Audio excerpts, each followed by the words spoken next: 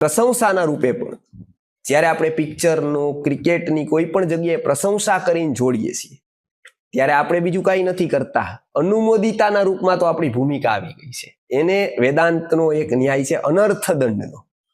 કાંઈ કર્યા વગર તમને લાગી જાય અને એમ કહો કે આ પિક્ચર ત્યાં લાગ્યું છે ટોકીમાં, જોઈ આવજો સમય હોય તો, ત્યારે કાંઈ ન કરતા તમને આનું ફળ એનું આવી જાય. કેમ કે એ 5 વ્યક્તિઓ જોવે, એના સબકોન્શિયસમાં થાય કાંઈ, અને પછી એ જે કરે એના નિમિત્ત તમે તો બની ગયા. તમારે કહેવાની જરૂર નહોતી. તમને કોને કીધું તું જાહેરાતના પૈસા આપ્યા નહોતા? કાંઈ નહોતું, તટસ્થ થઈ જાવ. લગભગ લોકો બધા ખોટી વાતોને અનુમોદન આપીને વિસ્તારે છે.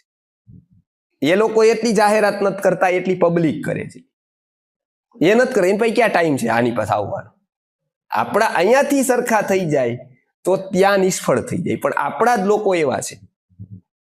અને